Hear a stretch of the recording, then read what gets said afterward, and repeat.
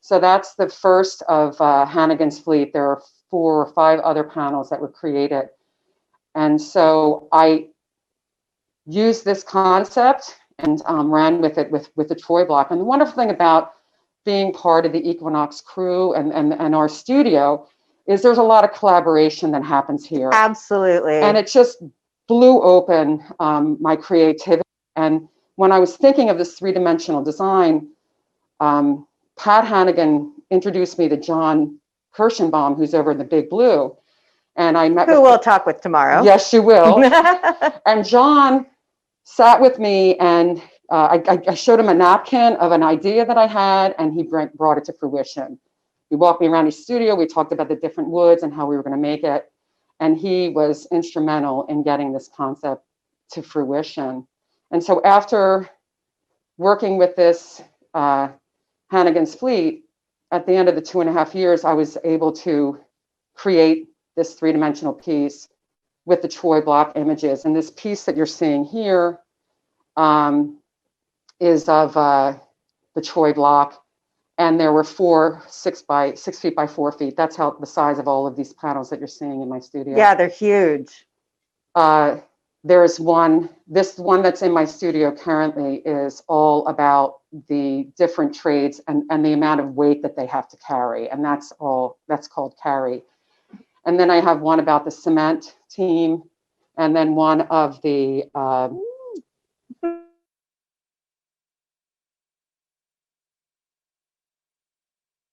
we have one of the all of the iron workers, and yeah, so they're out in the hall, and there's 4 complete panels for that.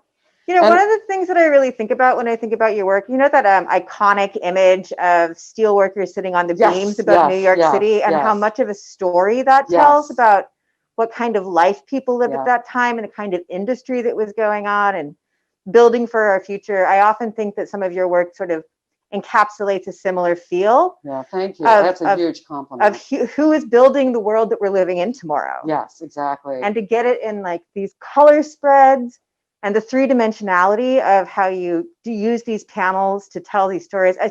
They're storytelling pieces. Well, they're books. That is the thing. Like I am a storyteller by nature, and I get to do it through photographs. And it's interesting because during COVID, one of my mentors suggested that I stop editing and I just start writing about the project. And I did that, and it was amazing what came. I spent the whole entire summer, every day, sitting in my garden writing. And there's a story. There's a story behind all of this that goes beyond just having this great experience to shoot. I actually had relationships with these men and women that were creating this building, and they let me come in and be part of their world.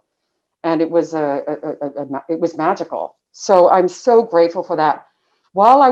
After this Troy block, I went down to the Rainier Square Tower, which is the big tower in the center of our city. Yep. It's the second tallest building, and it's a state-of-the-art building. It's a new architecture. It has a steel core. So shooting that was a whole other new experience for me. Unbelievable. And so when I met with John just the other day, Kirschenbaum, and he helped me with these original panels, and we talked about this next experience at the Rainier Square Tower, where instead of having 32 images on a panel, I wanted to just show one. And, and some of these pieces, some of the photographs I was able to capture on this project are stunning, and they can live alone and be a story in and of themselves. And we sat in the studio last week and we talked about like, how can we make this a more intimate experience where I'm actually bringing the viewers into the job site, what I experienced while I was there. So we are coming up with this concept where we're going to have these large panels of just one image, and we're not going to, and we're not going to have them on a wall, set on traditionally as an art gallery on a wall, but we're going to hang them from the ceiling of the space. So when you walk in, you actually walk into it, and you're having this intimate relationship with what it actually is like to be on a job site. And we're really excited about that, and we're in the workings of that. And that's one of the things that I missed the most this past year is the collaboration that happens here at Equinox. And I so look forward to being back in the studio, working with John and creating these next panels. What you were just saying and about the collaboration made me think about, you know, the diversity of artists who are here at Equinox Studios. And what flashed in my mind was like a spoken word projector piece in one of the dance studios. Can you imagine? You know? I've had this idea of getting something in a dance studio. Yes, I have like music and this whole collaboration with all the artists here in Seattle or in Equinox. That'd be so badass. Wouldn't that be so cool? I mean, yeah. I was like, I just came to my mind, and that's so cool because I think your work really does provide a runway for collaboration with so many different types of artists, woodworkers, musicians, poets. Totally. Yes. Amazing. So when I was shooting the Rainier Square Tower, I shifted 17, and that was when the first Women's March happened, which is this panel here. Was that the way? So there? This is from Washington, D.C. And here in Seattle, this is Paula Weber. She got us a group together, and she's from the area, DC area. So she hooked us up with some people where we could stay during the march. And we met at this woman's house here. Sorry to be moving quickly. All right. This is Virginia Richardson, and she had a pep rally the night before the event, and they made hats for us. And they had this really wonderful welcoming of the Seattle contingent in Washington, D.C. In fact, today is her 88th birthday. Yay, happy birthday. Yeah, and I love her sign, and now you've pissed off grandma, but we're all excited now with the results of the election and this, a new story happening. In fact, it's not only Virginia Richardson's birthday, but it's also my brother Thomas's. Well, so happy birthday, Thomas and Virginia. Yay. Hey, work, do we have a song really quick? Ready? This is your birthday song. It isn't very long. Okay, we can go on. I don't know that song, but I love it. Thank you. You're welcome. Happy birthday to everybody. And it's interesting too, because during when the pandemic started, I started my isolation on my birthday, which is March 15th. And today, and today is my brother's birthday, and it's December 8th. And I have 9 brothers and sisters, and we've had to Zoom call each other. So we've celebrated 9 birthdays in my family this year, and my brother Kevin's will be in January. So we'll be Zooming for that. And I don't know if you've noticed the numbers that are on the very top of the Not yet. The ceiling and the wall, and those are the number of days that I've been in. We've all been quarantined. Oh wow! And today will be day 268. 268. And I did that because when I'm here, I have this feeling of isolation, and where we can't be together and creating. And I wrote those numbers up on the wall to remind me, like, we've come this far. We can keep it. We can keep going. We sure can.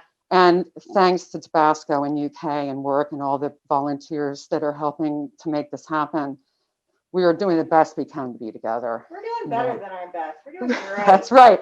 And my family's visiting on, virtually from Philadelphia, and friends, New York, everywhere around the country. Also Denver's high season. Welcome everybody. And so after I finished the shoot at the Rainier Square Tower in 2019, and I was like, what do I do from here? And so I decided that I was going to hit the streets again and photograph the hustle and bustle that's happening in the city. And I was going to various restaurants and art galleries during COVID. I remember you talking about in 2019, and that's what's on the screen. I don't know if you can catch that on the computer screen up there, but those were a bunch of, and the concept behind that was to see all the restaurants and galleries open, and also there's a lot of reflection in those photographs, and the point was to have the reflection of all the construction that was happening on the streets while we were still, dining and going to galleries. And now most of the restaurants are not open, and we just had that mandate from Governor Inslee, and a lot of these restaurants are closed. So I jump on my electric bike and tool around the city, and I'm photographing the facades that are wood, the wood facades that have gone up, and all the wonderful art that's been doing. Beautiful. They're stunning, heartbreaking and stunning. Yeah, so that I can still create and be on the streets photographing, and yeah, the artwork is just so inspiring, so inspiring. You know, I think a great quote of Jack Kerouac's that I love so much is life imitates art, imitates life, imitates art, imitates life. Exactly. And I think your work absolutely does that, especially with a lot of the relevancy of industrial build, the Women's March, the numbers on your shop, like really holding time and place for the moment that we're in, and the series that work is looking at right now of the presence of absence. Yes, yes. City. Oh, I just came up with that. That's good. I love that. Yeah, somebody was saying to me earlier today, it's like, Joyce, you were photographing all the new buildings coming up, and now everything's come down, and there's been a silence, and it's a time for us to just reflect on, how lucky we are and how fortunate we are, even though we are in the midst of a pandemic. And my heart goes out to people who have lost family and friends to this. We can still virtually connect, and there's so much hope in the new year. We'll have a new president in the White House, and Kamala. I mean, hopefully, I have 2 more Women's March panels that I have created digitally, but they're not created, in person. Which is, I covered the Women's March in LA in 2018. So this was 2017 in DC, 2018 in LA, and then 2019 in Seattle. And 2008, 19, I'm getting confused, 18 in Seattle. And this year I was heading down to Portland because they switched their Women's March from January to March. And that's when COVID hit. So I had to cancel that one. But I was thinking today, like, I wish that we could get back to DC in January when Biden and Kamala are in the White House, because of course the Women's March for that would have been so powerful. But there's time. We'll see what happens. We'll see what happens online. But yeah, all the changes and all the changes that have taken place because of people showing up and speaking their voice and sharing what they need. So absolutely. We're in a brave new world, we'll see what we can do. We are. So if people want to get a hold of you or want to talk about your work more, or do you sell any of this? Is any of this? I do everything. If you go on my website, joycemcandrews.com, everything you see on that is for sale. Great. And you can connect with me via email. You can connect with me on my website via email. And that info is up on the screen right now. Oh, thank you. Who's watching this. Absolutely. Fantastic. Yeah. I know, Tabasco's a wizard. Well, that's great. So I would really recommend that you reach out to Joyce. Her work is fantastic. You could write a paper on this if anybody's in college and looking at, research papers about the modern world and politics and industry. You'd be a great person to talk to. Thank you, Kay. Do you have anything else you want to say here to the people watching, to the world, about COVID, about the holidays, about closing comments? I love how you guys created this experience for everybody. Hello, world. Like we're doing the best we can to connect, and it's possible. And one of the things that I realized, especially this summer while writing about my projects and finding insight of where I was and where I'm heading, there's so much of my work that I think I mentioned it earlier, that is all about commingling, of getting together, collaborating. And I'm taking this time now to set up those concepts and ideas so that when we're able to get together, there's a game plan. Yeah. And not to say that I have an idea of what the work is going to look like, because I'm fortunately at a point in my creative career where I don't have to have an attachment to the outcome, that I'm able to show up for the process and see where it goes. And so much of that happens with the collaboration. And it's exciting. It's exciting to have, especially be here in Equinox and have such a vibrant community with so many different trades and whatnot. Yeah. So, yeah.